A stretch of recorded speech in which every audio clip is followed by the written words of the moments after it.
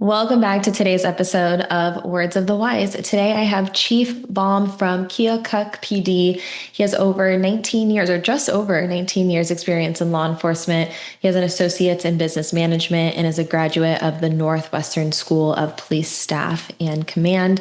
Welcome to the show, Chief Baum. Thanks for having me. Yeah, thank you for coming. I really appreciate it. I appreciated when you sent over your bio, you mentioned some personal things about yourself. One is that you're a dad. Yeah. Two? Yeah, dad to two humans. I have a couple fur babies as well, but I don't count them. I have Yeah. a 7-year-old and an 11-year-old boy. Love it. I always appreciate that because, we can get so wrapped up into the accolades and, the accomplishments professionally, and I'm guilty of this too. But when you start kind of introducing some of those personal pieces, and you even talked about some of the things that you like to do on your time off, and I thought that that was really cool because it showcases who you are as a human. So I'm excited to dive into that a little bit. But could you give us a little bit of background? What was your life like before law enforcement? Who were you before you were Chief Baum? Sure. So I grew up in the town that I police in Keokuk. This is where I'm from. For the majority of my life, spent a couple of the early years that I don't remember in Kansas, but that's neither here nor there. Growing up, I was your typical boy involved in sports, wrestled, played basketball, football, nothing nothing out of the norm. Graduated high school. Once I graduated high school, I was trying to kind of find myself a little bit, and I moved to Daytona Beach, Florida, and I decided that Florida is, as far as I'm concerned, is more suited for vacations rather than to kind of set up my life anyways. And I wanted to come back home and be around my family. So I moved back home, met my wife, and I was kind of trying to find where I fit in employment wise, something that made me happy, and eventually landed on trying law enforcement at kind of a nudge from my father-in-law. And quite honestly, it's the best thing that ever happened to me. My road could have looked very different had I not met my wife and had that little bit of a nudge and really found my place. Mm, thank you. You said your road could have looked really different. And, I know that you shared with me offline that you maybe had a little bit of a challenging childhood. And I related to some of the things that you had said. Are you willing to share maybe what that looked like and, how you were overcome some of those challenging circumstances? Sure. So as far back as I can remember, my parents were divorced. My mother and father. I was about 2 when that happened, so I have zero memory of them being together. Grew up in a split home. When I was about 4, my mom gave up custody of me and my older brother to my father, and from there, their relationship was very, very contentious. Oftentimes, we were kind of caught in the middle and felt like we were being used as more of a tool against one another, as opposed to really having that connection to both parents. My father was an alcoholic up until I was about 17 years old. That's when he got sober, and my mother, she was also an alcoholic, and she used other illicit drugs, which came into play a little bit later when I became a narcotics investigator, interestingly enough. But yeah, so I had addicts on both sides, and it was rough at times. There was some domestic violence in both households that me and my brother were witness to, but nothing. It's hard to say nothing too terrible because that is terrible, but I don't really know how to explain. Domestic violence is terrible, but we didn't see what a lot of people see, if that makes sense. Yeah, thank you. Like I said to you before, I grew up in a similar environment. Both parents were divorced, both parents were addicts, domestic violence exposure when I was a kid too. And it is when you said that last part, I resonated with that a lot because I think obviously you have a different perspective. You've seen a lot in your career professionally, and you've seen the scope of what domestic violence looks like. But I also think that sometimes, at least for me, it was almost like a survival mechanism of like, well, I don't have it that bad. Other people have it way worse, of like trying to almost like minimize some of the things that I had gone through. And for me, and I don't know if you can relate to this, but for me, when I was growing up, I was like, my worst fear was to end up like my parents. And so there was kind of this like bar that I had set for myself. And it was like, well, as long as I don't end up like them, as long as I don't end up, an addict, as long as I don't end up like this, then I'm going to be okay. And I actually started choosing the wrong friends and, unhealthy paths for myself. And I was really rebellious and I was making really bad decisions. And I kind of had a crossroads moment where I was like, okay, I either keep doing this and end up like them, or I choose a healthier path for myself. And obviously, you sitting here in the chief position, you also chose a healthier path for yourself. How were you able to believe in yourself and find that resiliency to choose a different path? Well, and I want to circle back a little bit to just touch on the childhood thing, and you kind of mentioned, I don't a coping mechanism. I don't have it as bad. It was just normal, is what it was. Yep. That was you didn't know any different. That's just what life was. It was normal. The domestic violence and whatnot, and the alcoholism, and seeing that was life. I didn't know any different. It wasn't until later on that I realized, oh well, my childhood was a little bit different than what some people got to experience. As far as the resiliency, I always had confidence that I wouldn't end up like that, because I had like these two prime examples of exactly where I didn't want to go. Mm-hmm. Um, Specifically, my mom, she had a little bit of a harder time with her addictions than my dad did. My dad eventually, he always was employed. I mean, he may have hopped from employer to employer a little bit, but he was always employed. My mom was stuck in that cycle of get out on her own, get a place to live, get a vehicle, get a job, meet a guy, move in with said guy. Said guy turns out not to be the greatest, and lose car, lose housing, lose job, and then just a vicious circle, start all over again. So when I was 20 is when I moved back from Florida, and that's when I met my wife.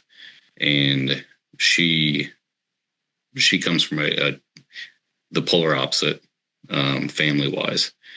And really what it came down to is just what kind of pushed me was I couldn't downgrade her lifestyle. I wanted to maintain that or provide more. So that is really what pushed me to succeed, I think. Wow. I draw a lot of parallels. That story about your mom is very similar to mine, but also my fiance, same thing, completely different childhood, like, posh, like trips to Europe and, all the things. And I'm like, wow, what was that like? But I love that you said you didn't want to downgrade her life and therefore you wanted to make sure that you were the best version of yourself. And I think that goes to speak to how important it is to surround ourselves with really good people. They talk about like the 5 people who are like your circle of Your influence, circle. but how do you surround yourself with those people? How do you surround yourself with people who, want to be better for and that make you better? And I think that you saying that about your wife is a testament to that. You meeting someone where you're like, man, like I want to make sure I'm the best for her because she's worthwhile. And I think it's important for us to find those people in our lives that, elevate us. Yeah, and law enforcement has actually been great for that because I see when I came into law enforcement, I got to look and see who was kind of where I wanted to end up at and Mhm. develop semi mentorships to try and get to that position. And then now you come full circle. Now I want to be that for the younger guys, and Mhm. it's kind of playing out that way a little bit in our department.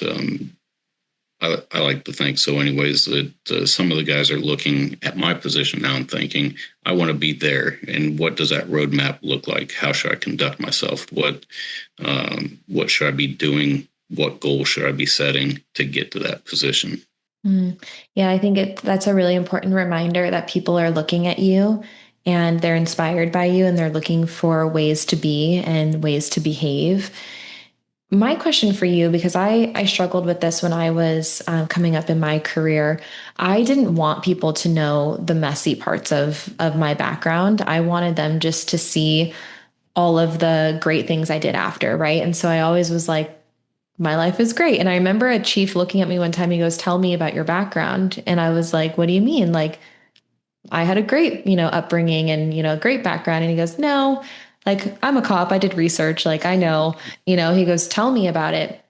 And I told him my whole background and he was like, "That is a superpower." And I remember him telling me, like, you have to share your story.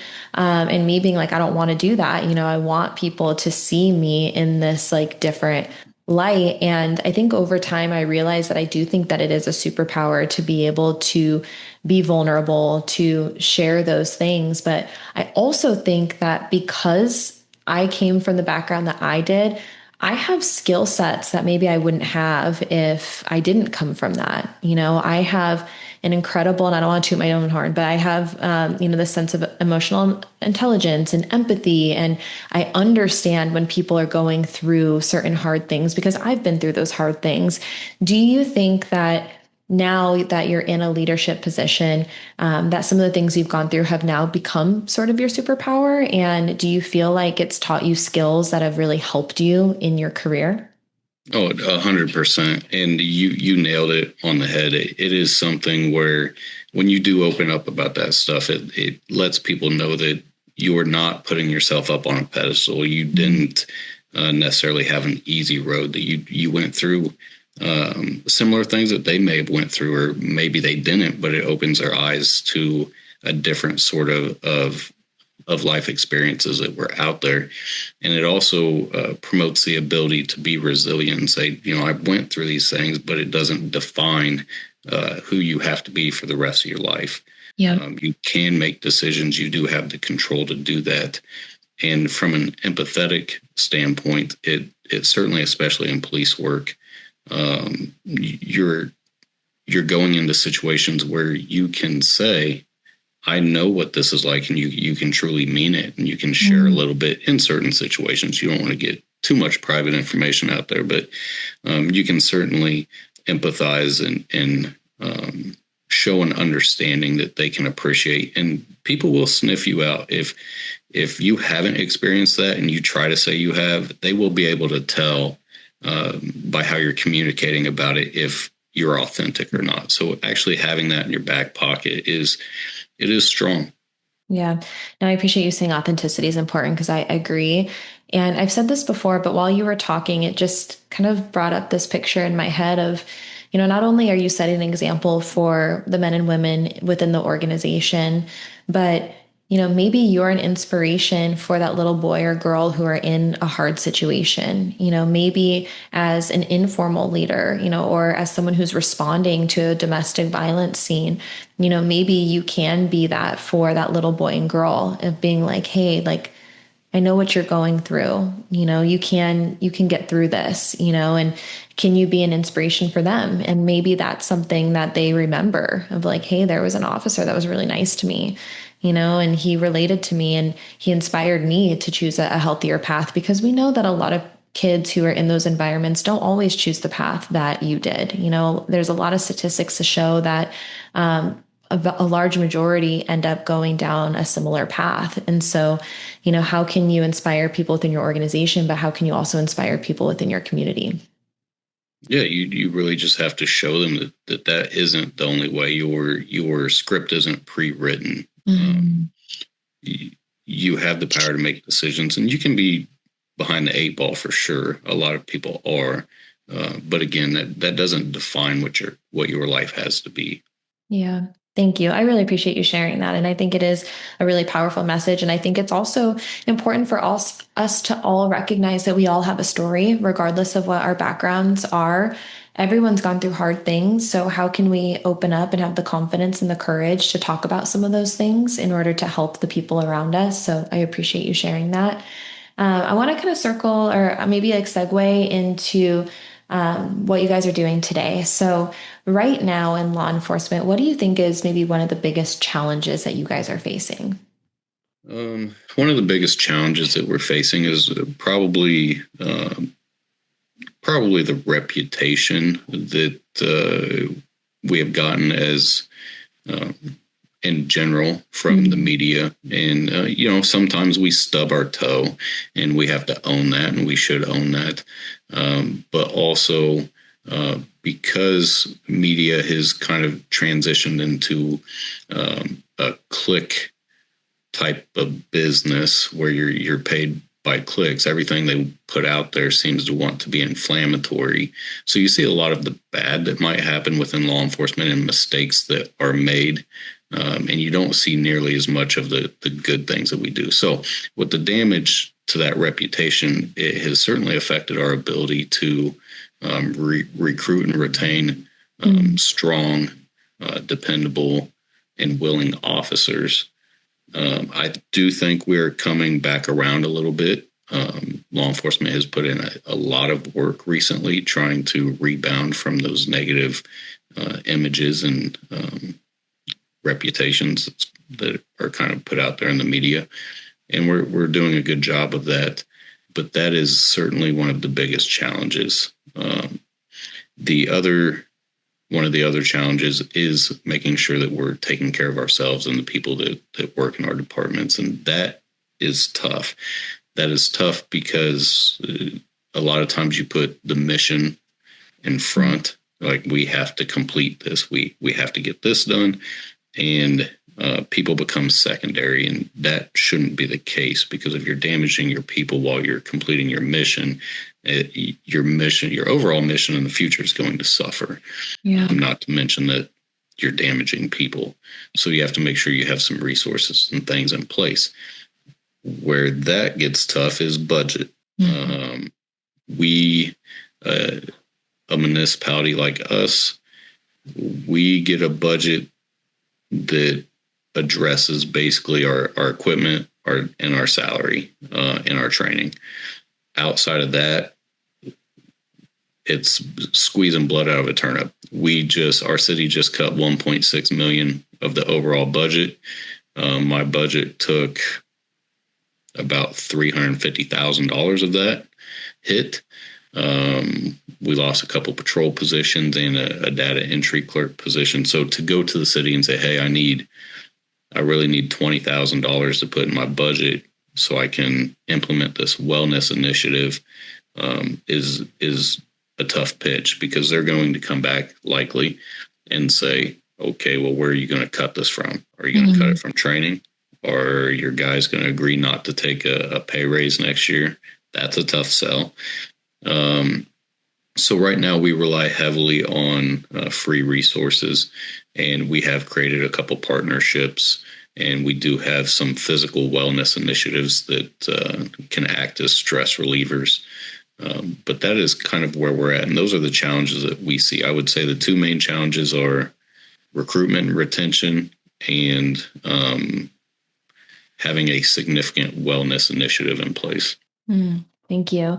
Can you dive a little bit more into, because every chief across the country I talk to is struggling with the same challenges: recruitment, retention, budget, like across the country. It's a huge challenge. So can you talk a little bit about some of those free resources and initiatives, how you've been able to get creative? What are some of those things that you are doing that have been successful for any other chief who's listening, who is struggling with the same things, or where you can maybe give some ideas on other things that they can implement, because I think we all can agree that retaining your people is important and wellness is a part of that, right? We want to make sure that they're as healthy as possible, as injury free as possible. And to your point, can they have longevity in their career so that your future mission can be accomplished? And without your people, that can't happen. So, can you talk a little bit about how you've been able to get creative? Yeah, so what we have done is within our policy and procedure, we have compiled a list of free resources that most chiefs are probably aware of. There are a lot of free resources out there for first responders where they can call in either on a helpline or send a message or go on there's retreats available free of cost. And you can do that anonymously if you so choose, which is pretty big in the law enforcement community. There's because of the stigma around that you're supposed to be tough and you're not supposed to show how vulnerable you are, what is affecting you. Having that anonymous, a way to anonymously report those things and talk to somebody is big. The one thing that I would say that maybe other chiefs haven't explored, maybe they have, is a local counselor. We have a local counseling and associates in our jurisdiction that has offered to provide free wellness checkups for any event that is found traumatic. So we do have that in place.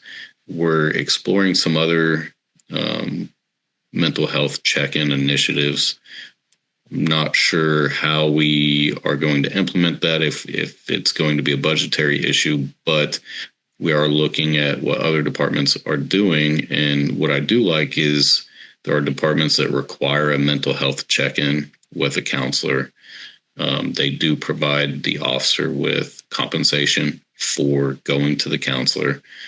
And it's just a check-in. You have to go, you have to sit down with the counselor, and then that's where it ends. If you have something you want to talk about, great. If you don't, that's great as well. But they put you in that room with that counselor to provide you every opportunity available to have that release. And I think that that's great if that's something we can work on. We are exploring it.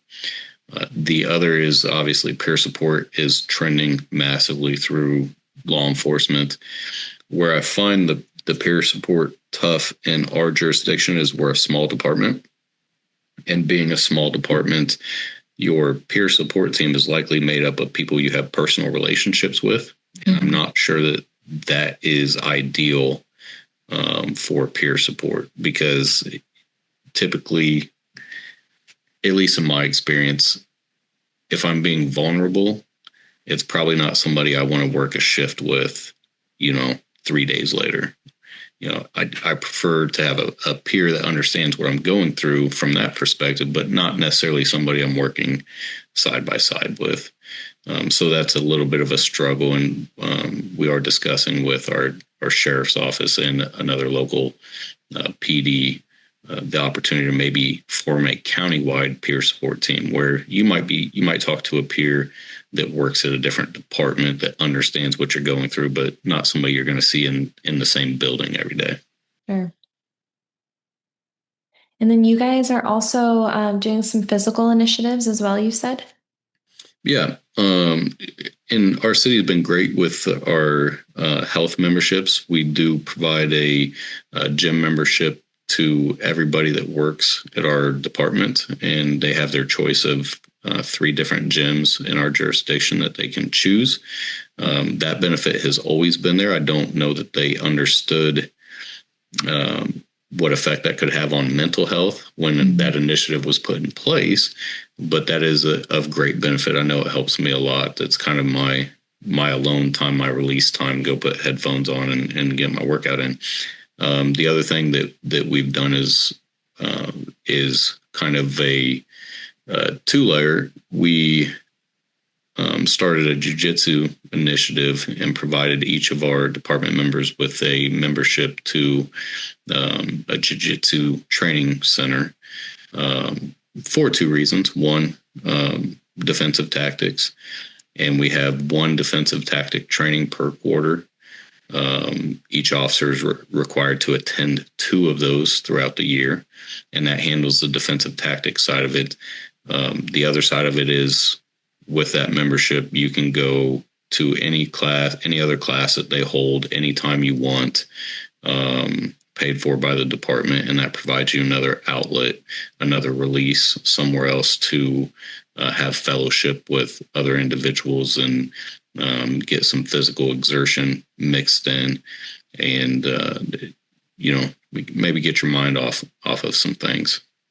Thank you. I appreciate you sharing that. And, you know, I'm a really big fan of solution-based conversations. And for you to say, hey, like, we're struggling with budget. We just had this much, I think you said $350,000 cut from our budget.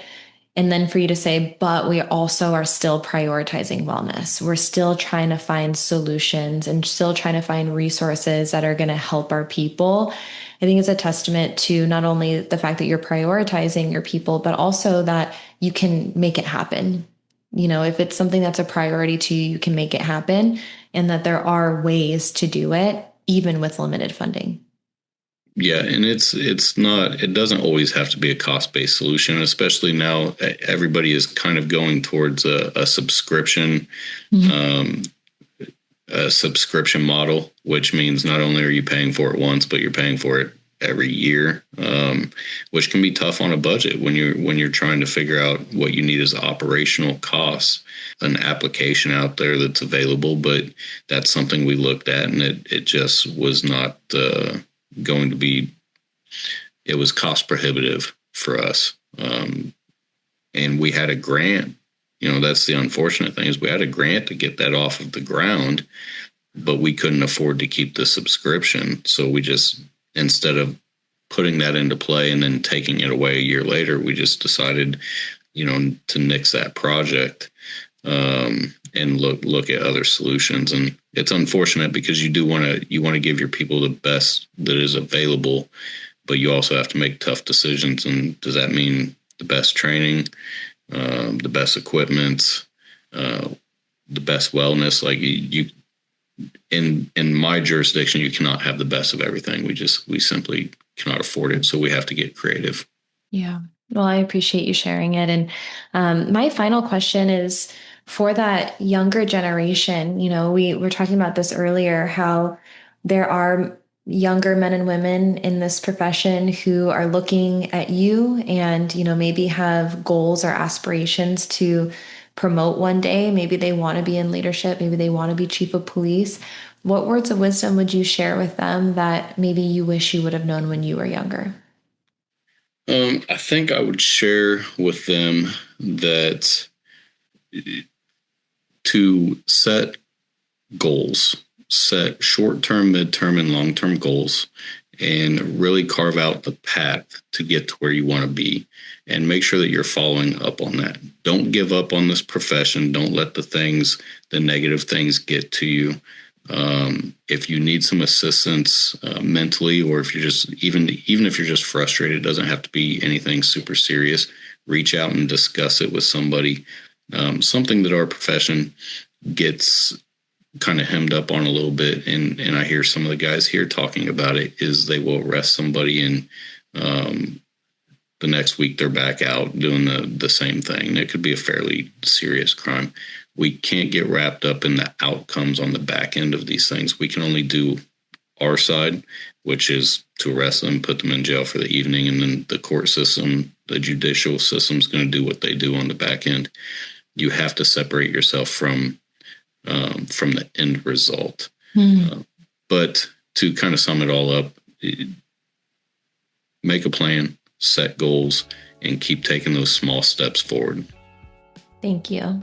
Chief Baum, I appreciate your time. Thank you for coming on here today. Thanks for having me. Of course.